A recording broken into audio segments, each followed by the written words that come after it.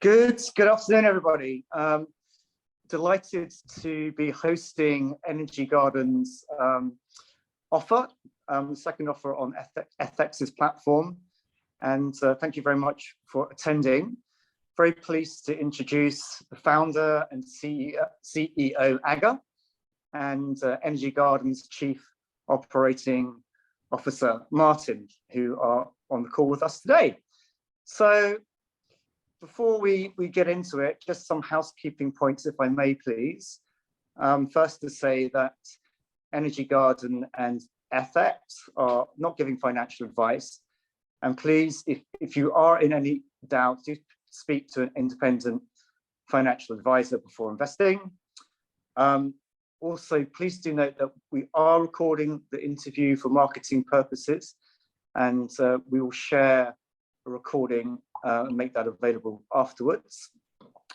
And of course, we do like to try and keep these sessions as interactive as possible. So please do drop your questions into the chat box, and I'll pick those up as your host as we go along. And that, yeah, absolutely, that's it. So just to say, we're aiming to have a 45-minute session with Martin and Aga as the founder, CEO, and COO of Energy Garden 2. So just before we get into the detail, Aga and Martin are going to go through a couple of slides just to provide the context of Energy Garden. Thank you very much. I'm going to give you give me a thumbs up if you can see the slides. Thumbs up. Great. Yeah, great. Well, thank you very much for hosting us, Paul, and a big thanks to Ethex. We'd also just like to say, because we can't see you out there, do write into the chat or direct message us, because it does feel like we're in an echo chamber, and we just it's lovely to know you're out there. So thank you, everybody who has invested, and all the people who are thinking about investing. But I just wanted to give you a quick overview of what we're talking about today. It's been a dream of mine for the last 20 years to be able to create something where communities could feel resilient and empowered. I know that a lot of us have been suffering from eco-anxiety and not knowing how they can make the world a better place, and to try to do that. And over the last 12 years, I've worked on community energy to try to make that a reality. And this image in front of you right now is just a quick image which I wanted to highlight to really talk to you about what Energy Garden does as a sort of systems change model.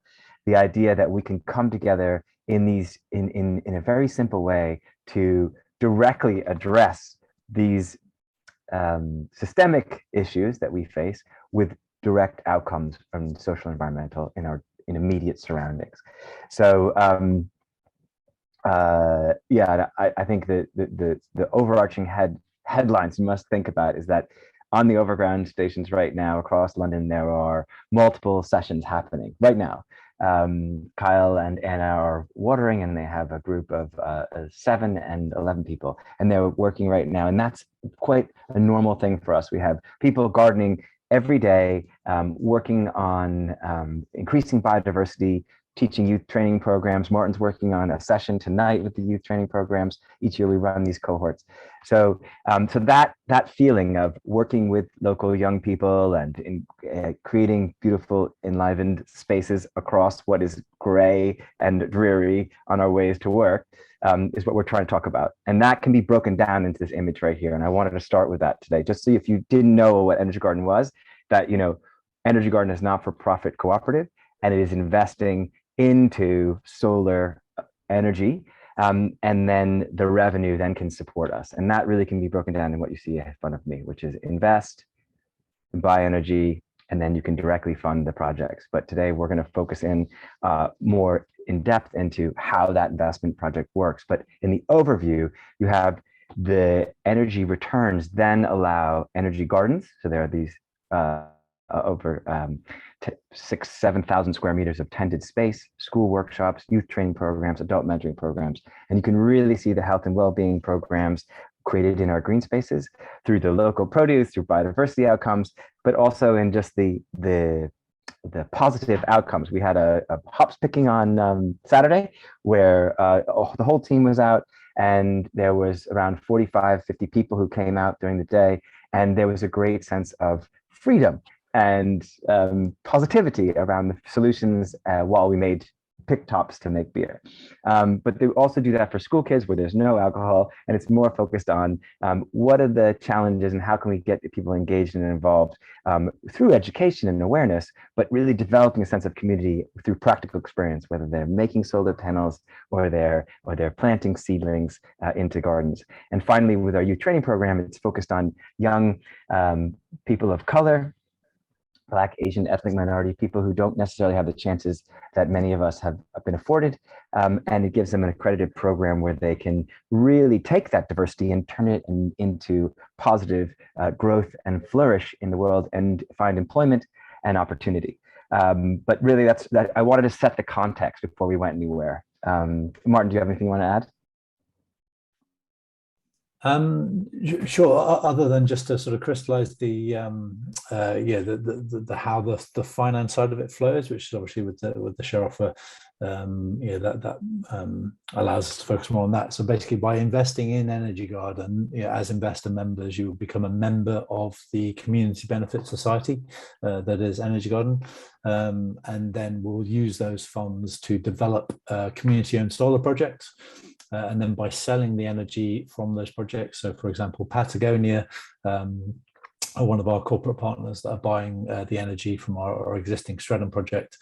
So we're selling our energy to like-minded kind of corporate partners that want to act on social and environmental issues, and then the revenues from sale of energy, rather than just lining the pockets of shareholders, where we're giving a reasonable financial return, but then using the revenues to fund these core community engagement programs that Aga's been talking about, our energy gardens, our community gardens, school workshops and youth training, and then obviously getting all of the social and environmental benefits from those initiatives, so that you're really getting a social return on your investment as well as a financial return on your investment.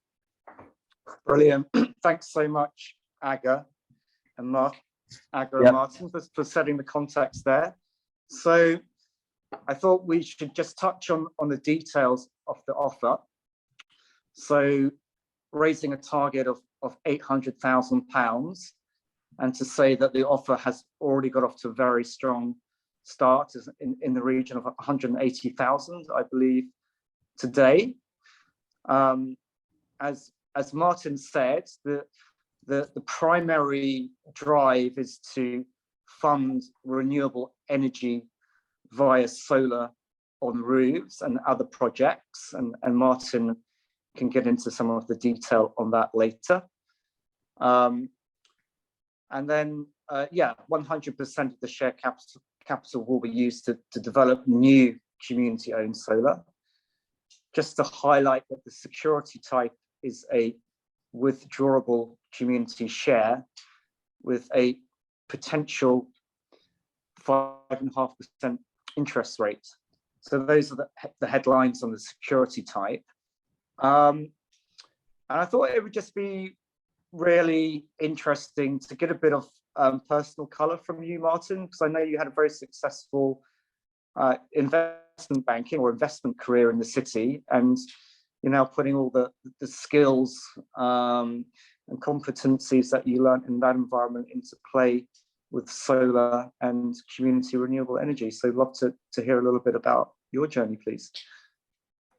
Sure, thanks, Paul. So I'd say, delighted to have joined Energy Garden last year at the end of a career, really, or the beginning of a new career, rather. So I spent 15 years in investment banking, as you mentioned. I was working in a sort of management consultancy kind of capacity there, on all sorts of projects, from deploying new trading systems to management information strategies for global kind of functions and so on. So I worked for many different banks like HSBC, JP Morgan, NatWest Group, Royal Bank of Scotland as it was back then.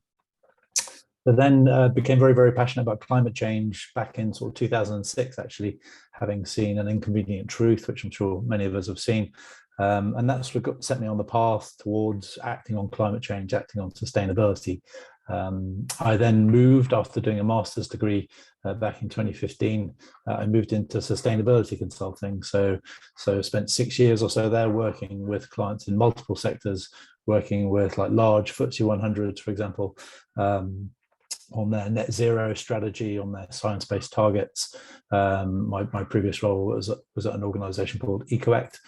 So I was the commercial director there for UK and Northern Europe. So in terms of the skills and so on that I bring to bear, I've kind of spent a lot of time on spreadsheets and PowerPoint and doing stuff that is helping sort of move organizations in the right direction. But in terms of actually delivering anything substantive and any kind of real tangible real world impact, then I guess that wasn't quite as much in my career previously. So as I say, really delighted to join Energy Garden. AGA is the sort of real driving force and sort of vision behind Energy Garden and community energy in urban environments. And he's a good friend, and we've worked together for sort of 10 years or so on a voluntary basis from my side. So actually being able to go full time to really help Energy Garden scale, so to go from 1 project to 10 projects, 100 projects, to go from 30 gardens to 50 gardens, to really just scale everything that we're doing whilst, as I say, getting my hands dirty in the gardens with the youth trainees. It's great to have that sort of real sort of drive and purpose to the role now. Brilliant. Really, that's fabulous to hear, Martin. Thanks so much for that. So in a way, it's a perfect combination of characters and skills, bonded by a good friendship. And Aga, maybe if I know that you recently received an MBE, or maybe not so recently, to recognise the work that you've been doing in community renewable energy for many years now. Thanks, Paul. Yeah, no, I'm happy to share, and it is a beautiful thing to be able to spend the days with Martin, working through a lot of these issues, because the journey that I've been on over the last 12, 15 years has been putting a business case together for community energy to really grow and scale to meet the frustrating challenges that we face.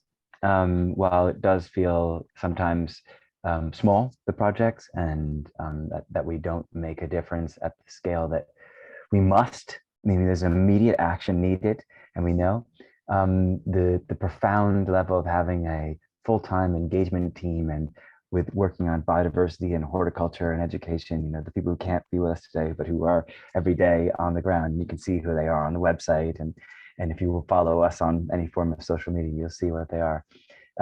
All of the work that I did, I mean, I studied math, medicine, and architecture, but not to be a doctor or an architect, but really just to try to structure well-being has been my path. And I've worked a great deal with communities to try to come up with solutions that empower them.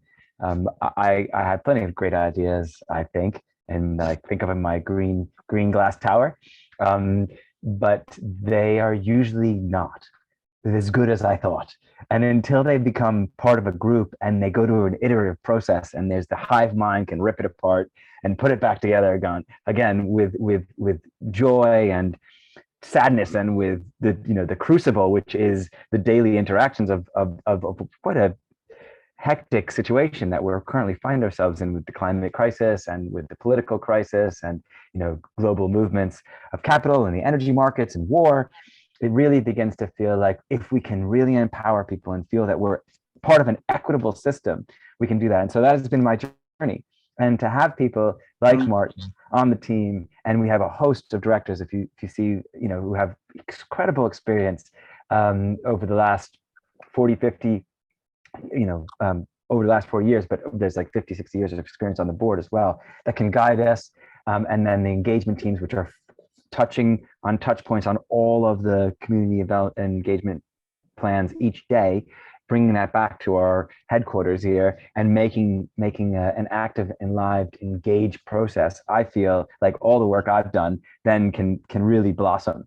And I did get an MBE for my services for community energy, but that was for developing the first community energy projects on social housing in the country back in 2012, and then consistently delivering new ideas for the Community Energy Contact Group in the Department for Energy and Climate Change, or was until they closed it and made it business in industrial strategy. But many different projects that really talk about resilience. And we were actually made a Rockefeller Resilient Cities platform partner because of the work we were doing around community energy, and they wanted to see that go across the world. And that's really what we're trying to do now, is stay practitioners, stay on the ground, and do that in a way in which can really engage people. So we're really excited to be able to break it down for you guys now. And I'm happy to switch over to that slide, which really breaks it in. Paul, should I do that? Yeah, for sure. Please do. That would be great. And Martin, you want to take the reins? Yeah, sure. So this slide, I think it's just a summary of some of the information that you will see in the share offer document itself. I think that the key thing to really emphasize is that this is an opportunity to join Energy Garden and help us to deliver this kind of innovative approach to addressing some of the social and environmental issues that we face. Because I think what we've seen and continue to see with climate change, with the fallout and the ongoing impact of the COVID pandemic, is that we need a different a different approach to sort of tackling the problems that we face as a society. So through our second share offer, so this is following on from our share offer last year that you may or may not have seen, that was to deliver the first community-owned renewable energy project on UK rail infrastructure, which you can see in the top right there. That's a 231 kilowatt peak system in Streatham, South London, which generates around about 200 plus megawatt hours of energy per year. So off the back of our first kind of project, we're now sort of going again. We're sort of taking the successful model that we've already deployed, and we're basically going sort of bigger and better, really. So last time round, we looked to raise around 160 grand. We ended up raising closer to 180 grand. So a successful offer first time round. This time round, we're looking to raise up to 800,000. To support the development of one or more new community-owned solar projects. We're looking to try and get to 1 megawatt peak of generating capacity. And that's a sort of stepping stone towards us getting to 20 megawatt peak by the end of 2025.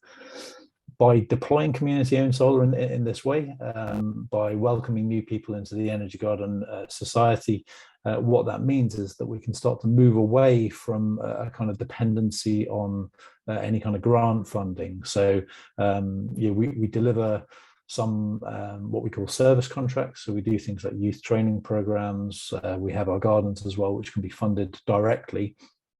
But we've also been the recipient of grant funding historically. But by having our own portfolio of generating assets, that means that we can effectively fund all of the activities of Energy Garden, pretty much exclusively or primarily through the revenues that we get from the sale of energy. So that's the sort of the overarching goal here, to really move Energy Garden to be a sort of long-term sustainable organization. With revenue from sale of energy. Brilliant. Yeah. Thanks, Martin. Just a quick one to say to the audience. The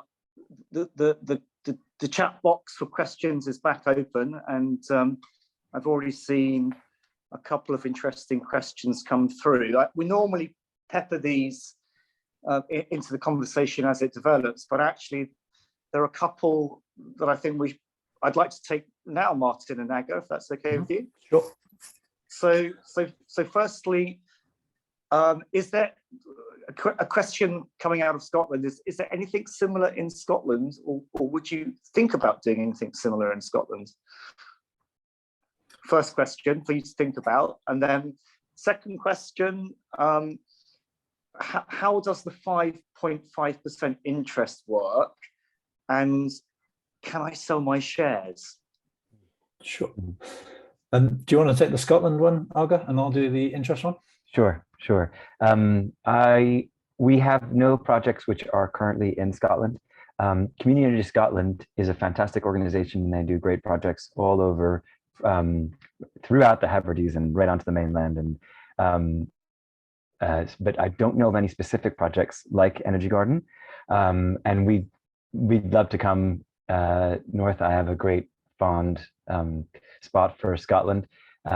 So happy to discuss and work with you guys on that. But there is no Energy Garden in Scotland presently, and our goal is to grow. But that's as far as I can go on that. But thank you, and we would love to work in Scotland one day. Brilliant. Thanks, Aga. That's a great question.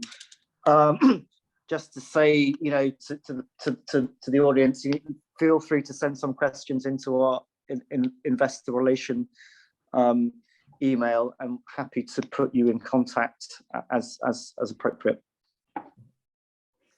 Yeah, so yeah, I'm half Scottish as well, so likewise a strong affinity with Scotland. Yeah, we have an inherently scalable model, so whilst at the moment we are sort of a bit more London centric, then we are ultimately going to be kind of location agnostic. So as we move towards our 20 megawatt peak, then hopefully that would include some some projects north of the border as well. On the share interest point, so this is basically primarily driven by the performance of the projects. Now, the model that sort of underpins our share offer is very, very conservative, and happy to go into more of the technical detail as to why that's so conservative. But a headline, we assume a base case scenario of getting 15 pence per kilowatt hour for the sale of energy. Now, that's not all of the money that we get for the sale of energy, and it's substantially below what the current kind of market rates are. So our ability to pay an annual share interest of 5.5%, as I say, is determined by the performance of the projects. We think our model is very conservative, and gives us a very strong likelihood of being able to meet that payments. Indeed, our first project is overperforming, both in terms of the generation of energy from the project being above expectations, and also the revenues from the project being above expectations as well. So we have a target 5.5% share interest payment that is paid annually, sort of within 90 calendar days of the end of the year. So an interest would start to accrue from the close date of the share offer, which is the 30th of November 2022. So basically, you'd be looking to get an annual, obviously it would be prorated for the current year, but then the full year's interest payment would be due, sort of in within the first quarter of 2024. Brilliant. Thanks, Martin. Thank you. Thanks for explaining that. So in essence, the interest is underpinned by the sale of energy, which is fantastic. And we at Ethex, we have been through the financial model with a fine-tooth comb, and very impressed with Martin and Aga's ability to put a model together and make sure that it is conservatively forecast. So got some sort of moving on, maybe got lots of questions coming through, which is absolutely brilliant, so please keep those coming. I just want, so often our investors, they're driven by impact. It's the financial soundness of the investment are two of the key things. I just wonder, and there are two parts to that, which Aga, you've talked about quite a lot already in terms of what you do with the social impacts. I just wonder if you can tell me, what are the measurable positive impacts, as well as some of the stories you have that change people's lives? And do you have specific goals?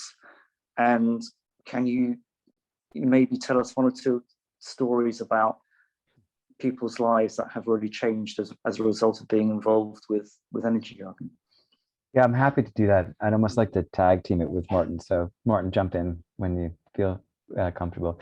But just, I think, to say that the the specific outcomes that we would measure are, you know, starting from the adults who work with our community engagement days. So, you know, if we're having 2-3 events a day, we're up at somewhere 280, 300 events for the year so far.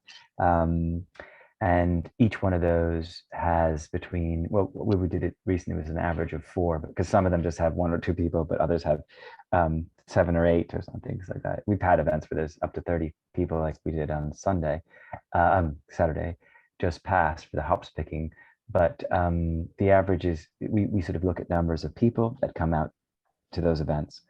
We look at the number of young people that we go through our paid accredited youth training program. So finance, IT, technical, legal, media, marketing, of community energy system, and then the biodiversity and horticulture and job opportunities, meeting MPs, that's the kind of thing that they do in that program. But we actually look at a pre and post assessment survey of who they are and what they want, and how does that change over the duration of the program they're in. And we do that with the schools program. We do that with the young and old. So with all people who come to the garden, so you have an assessment of the members who are volunteering on a regular basis, and when they come to Energy Garden, and then when they go, or just the end of the year. So we're looking at, so we're not just looking at the numbers of the people that are coming out. We're not just looking at sort of change in behavior. We're also looking at their social, I guess, emotional level as well. So we have we worked with Imperial over the last few years to come up with a dashboard or a metric that looked at the proxies with the National Health Service and the government around place of sense of purpose,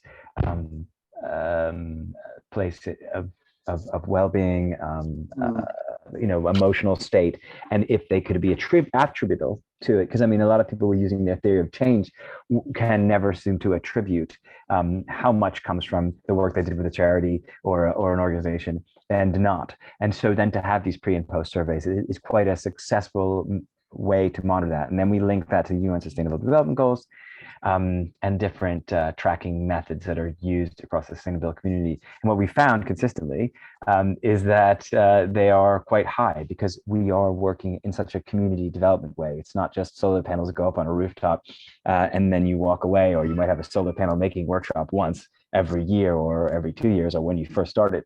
This is around regular engagement, and we use the narrative of growing food in gardens as a way to keep people engaged every day, maybe some 2-3 times a day. So those are markers that we use. Obviously, there's the standard marker of you know, for the energy generated, it's renewable, it's new, and you know, the carbon saved using the carbon factors and things. But yeah, I mean, I could tell you many different stories. They are peppered through our share offer. But the one that has stayed with me is Jamal. He's quite fresh in my mind. I'm talking to Pioneer Point partners tonight who have funded our youth training program. In the process to get to where we are today, we've got, you know, 10 years Energy Garden has been going, and we did use grant money to get us to where we are. And now we're trying to transition that. But Jamal's story was quite interesting in the sense that he was a young man of color coming from South London, and he intelligent, fantastic, but didn't have any opportunity to get into the renewable energy sector. And we had him join us. He went through the paid accredited training, and he showed a real sense of interest in anaerobic digestion. So we organized it and got him full-time employment, and he has equity in the business now of a growing biodigesting organization. And he's just said, you know, how much it changed his life, the youth training program, in the way in which he saw the world, but also doing direct placement. That's a huge win, right? That's one. And the second one I just say is Sheena Malloy was a family, lived near one of the gardens, and she was the first volunteer in 2011, July 8th. She came out to help garden, And through the years, over the last 10 years, 11 years, she's transitioned from helping out with the garden and growing spaces to getting involved with biodiversity, to her passion, which is beekeeping, to tending the bees, to now she teaches other beekeepers who work and tend beehives on Energy Garden. And she says that it was a wonderful way for her to specifically change her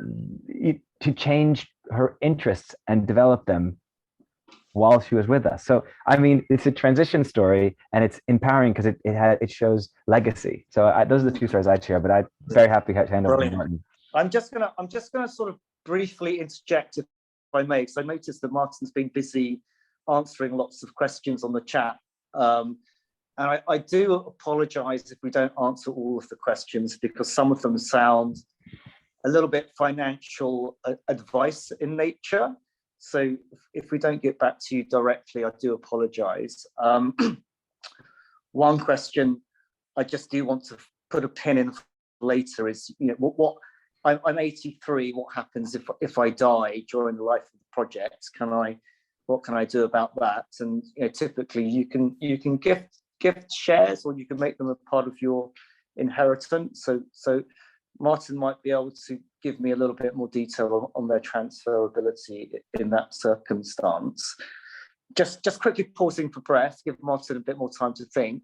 Couple of things that came out of Aga's answer to that question: scaling up Energy Garden and being an impact multiplier. So I noticed that Colin Baines at Friends Provident Foundation described Energy Garden as an impact multiplier. And just to throw something extra in there for Martin, you know, taking all of that into consideration, how is Energy Garden responding to the cost of living crisis? So hope you can digest all of that, Martin, and if not, we can break it down.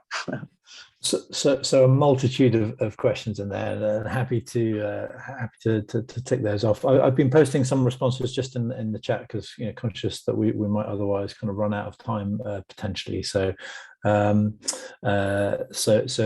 yes, we can. We have a nomination function. I think there was an earlier question about can you sell your shares? So these are a little bit related. Our shares in Energy Garden Limited are non-transferable withdrawable shares. So by non-transferable, that means that you can't sell your share to another, and you can't transfer your shareholding to another. The mechanism that underpins these shares is that they're withdrawable. We very much encourage investors to look at this as a long-term investment opportunity. So we're looking to sort of achieve longer-term transformational change, and that means that our shares, there's a lock-in period of 3 years. So for the first 3 years, you cannot withdraw. But thereafter you can apply to withdraw your shares. We assume that around 5% per annum would be the kind of background rate, if you like. That sort of is in line with what we've seen for community societies more kind of broadly. And then at the point of withdrawal, then your capital would be returned to you at that point. So essentially, you would have had 3 years of the target share interest. You then withdraw after 3 years, and then you get your capital back at that point. All of the usual disclaimers about your investment is at risk, and so on and so forth. If you want to invest, so the minimum age to join via the Ethex platform is 18. So you can invest if you're 18 and above, but you can also use the nomination function to either nominate somebody under the age of 18, so a child or a grandchild, for example, and you can also nominate who would receive your shares in the unfortunate event of your death. So there is that facility at the end of the Ethex application process. Okay. Brilliant. Thanks for clearing that up, Martin. That's really helpful. are you all right shall I sort of give you a bit of a reminder of some of those questions, or are you okay to? So there was a bit of a question about the impact multiplier that I was keen to touch on, and then just one other quick point about, you know, the all of the information about the kind of benefits and the tangible benefits, the measurable benefits that we deliver. Yeah, there's a lot of information on our youth training programs, on our garden programs, all of the all of the ways in which we achieve results through those. So I'd strongly recommend everyone, if you are looking to invest, or even if not, to take a look at that, because there's some very good information in there. On the impact multiplier kind of point, so I think, as I say, this is a transformative kind of approach to tackling kind of climate change, but also tackling the social and other environmental issues that we face. So by having community ownership right at the very heart of it, and sort of one member, one vote, rather than one share, one vote. So this is very much kind of for the community and kind of by the community. We develop these renewable energy assets, and we use the revenues not to sort of boost the returns to the shareholders, but to kind of plow back into the community. And then, particularly with energy prices being where they're at now, what that means is that we can put more and more of the returns from our projects back into things like our youth training programs, back into our kind of community engagement programs, through our gardens and so on. But also we can start to, over time, use some of the revenues from the sale of energy to fund more community-owned projects. So we can start to develop more solar projects without needing to raise more and more capital each time. So that's where we start to get this real kind of virtuous circle and this kind of impact multiplier kicking in, that the more community solar we have, the more community solar we can create. So on the cost of living crisis side of things, this is definitely something that we're looking to act more on. Principally, we do it currently through our kind of youth training program. So the session that I'm running tonight with our trainees is all about energy prices and understanding their bills and understanding how it kind of relates to our projects and the revenue side of things. But also we partner with Unity, which is a sort of a joint venture between Octopus Energy and Midlands Co-op, and we're looking at ways that we can have more sort of education and more awareness on energy prices, energy consumption, to start to extend our kind of engagement beyond the youth training kind of program. So it's definitely something that we're looking to act more on, because obviously we've seen we've all seen what's happened to our own bills, and that's I think the stats I was saying, up to 10 million people are going to be going into fuel poverty when the subsequent sort of price rises sort of kick in. So this is an acute issue, and it's not going to go away anytime soon. Great, thanks, Martin. Thank you for that. Really touched on a lot of really important points there. And I just in terms of your operating model, how does it, if inflation, who knows where inflation is going to be in 2 years or 3 years or 4 years time, but it looks like it's going to be higher for a while yet. Is that a help, or is that a hindrance to your business? As with many questions, it's potentially quite nuanced. I think in terms of inflation, and obviously the pressure that kind of creates around interest rates. So there was a question about our second share offer being at 5.5% target interest rate, whereas our first offer was at 4.0%. So obviously quite a big jump in the space of just a year. But if we see what's happened in that year, with the energy crisis, with Bank of England rates going from 0.1% to more like 1.75% now. So if we continue to exist in a higher inflation environment, then the likelihood is that there'll be higher base rates, and therefore what that probably will mean is not just higher prices, but higher interest rates that we need to offer on our shares as well. So it is something that we are looking at, but the kind of the short term and medium term futures sort of anyone's guess, really. I think all predictions fall into the highly speculative territory. So we do need to be mindful of it, but I think on the energy price side of things, and that's one of the key drivers for inflation at this point in time, we benefit from that. So our first share offer, we were looking at a price of around 6p per kilowatt hour for the energy export. As I say, our base case assumes more like 15p per kilowatt hour.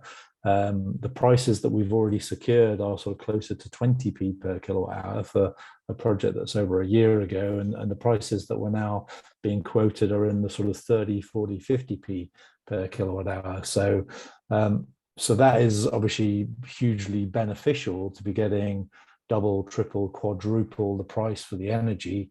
But rather than sending the interest rate from 4% to 14%, we're increasing it so it's still a reasonable financial return, but it means that we can put more money back into our community engagement programs. Brilliant. That's an excellent answer. Thanks for shedding light on that, Martin. Really appreciate it. So we're sort of coming up towards the end now. Got almost at 1:15. So maybe one final question from me, and it's sort of harking back to what we were talking about earlier regards Scotland. Can you give us a bit of a view on what Energy Garden may go on to achieve, both in London and in other metropolitan areas? I think the future is positive. It's going to take a lot of hard work. We developing the first beehive on the overground, on network rails landed 5 years ago, took 3-4 years. The solar took 7 or 8. It takes time to grow. But these ideas and the replicability that Martin was talking about is what drew people like Colin Baines from Friends Provident Foundation, or Michael Berkowitz, who was the chief exec of the Rockefeller 100 Resilient Cities program, to us, and as a model of change. So I think it would be remiss of me to say, oh, we'll grow, and if we get more solar, that's how we'll grow. We'll grow everywhere. What would be remiss of me if I didn't say to you, the thing it needs is this is an equitable model. It's about people and participation. It's about co-production and co-ownership. So if people are willing and ready to communicate their interest and become a member, then we're one step of the way. And the next step becomes, this is what doesn't work for me here, because everything doesn't work. There's always problems along the way. And failure is a wonderful gift, and challenge is an amazing crucible. So if people join today and become members, and then are clear what it is that needs to change and how we can continue to grow, then I'm confident that we can strive and grow and blossom and flourish up the rail lines throughout the UK and into Europe and beyond. I don't think it's a question of money. I think it's a question of participation.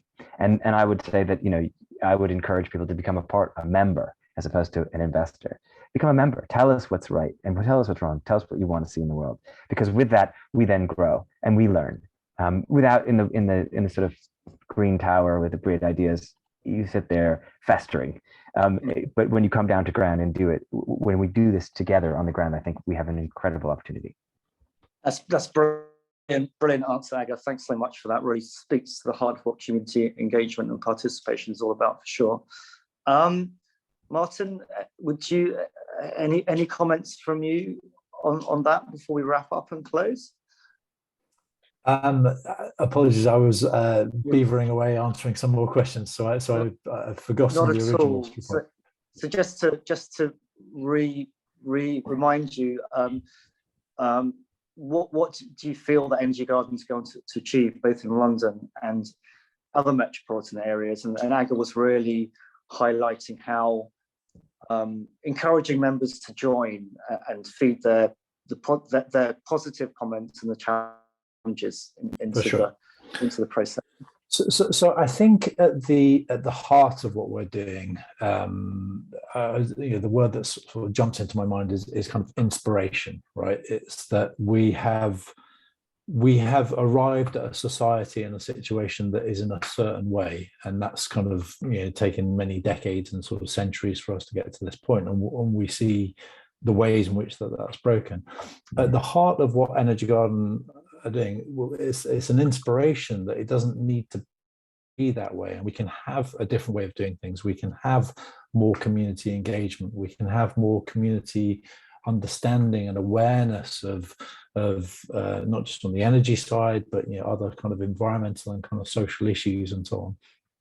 And we have a model that, as I say, having spent 20 plus years looking at spreadsheets and PowerPoints, the model stacks up so incredibly well. I mean, it stood up well even before the energy market crisis, but now with prices being where they are at, the question is, what are we going to use that surplus to achieve? Is it going to be kind of bumper profits and dividends for fossil fuel kind of companies, or are we going to channel that money back into the community to give young people employment opportunities that they wouldn't otherwise have, to kind of create green spaces that people can kind of get involved in? That there's such an abundant joy to kind of working together as a community on these sorts of things. I took my daughters along to the hops picking event at the weekend, and the smiles on their faces, they were just absolutely loving it, smelling the hops and so on. And we think that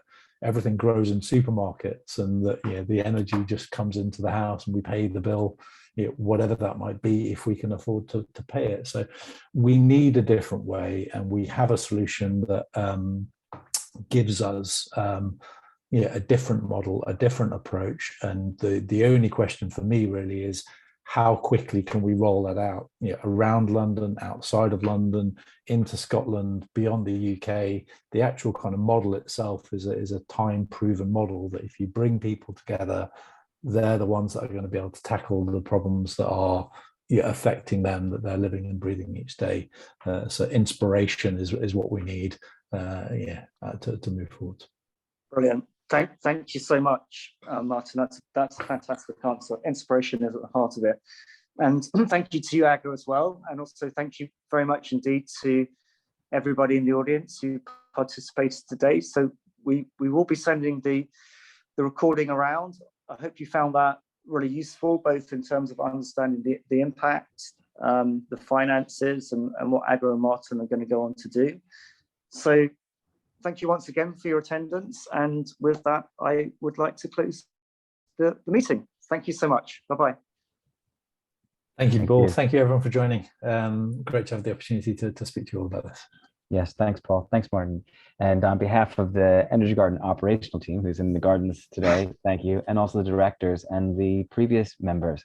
So if you've invested before and they're increasing, thank you. And welcome to all the new potential members. I really appreciate your time today. Brilliant. That's awesome. Thanks, guys. Cheers. Thanks, everyone.